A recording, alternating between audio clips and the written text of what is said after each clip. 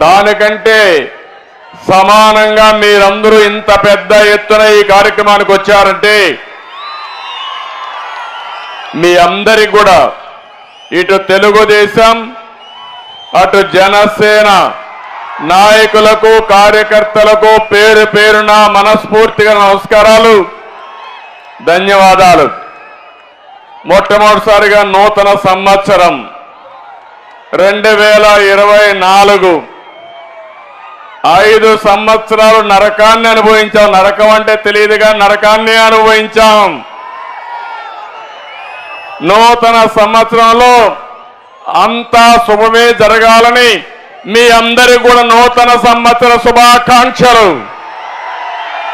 మళ్ళీ సంక్రాంతి వస్తా ఉంది, తెలుగువారి పెద్ద పండుగ. అడ్వాన్స్ గా సంక్రాంతి శుభాకాంక్షలు కూడా మీ అందరికీ తెలియజేస్తున్నా. ఒక పక్క నూతన సంవత్సరం, ఇంకో పక్క సంక్రాంతి.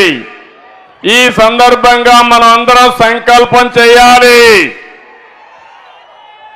ఈ సైకో ప్రభుత్వాన్ని ఇంటికి పంపించి మళ్ళీ మంచి రోజులు రావాలని, అందుకే ఈరోజు నేను పెట్టిన కార్యక్రమం చూస్తే ఆ రోజు ఎన్టీ రామారావు గారు తెలుగుదేశం పిలుస్తుంది రా కదిలి రా అని పిలిపించారు.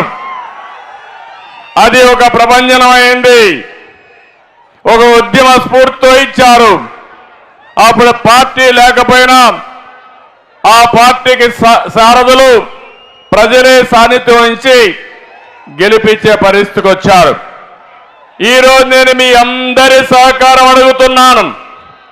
ఈ రాష్ట్రాన్ని కాపాడుకోవడానికి రా కదలి రా, ఇది మీ అందరి బాధ్యత. మేం వేదిక పైనుండే వ్యక్తులమే కాదు,